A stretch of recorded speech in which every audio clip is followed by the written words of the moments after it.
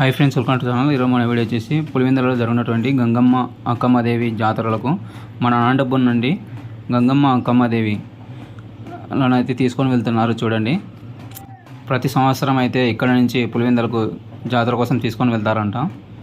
చూడండి,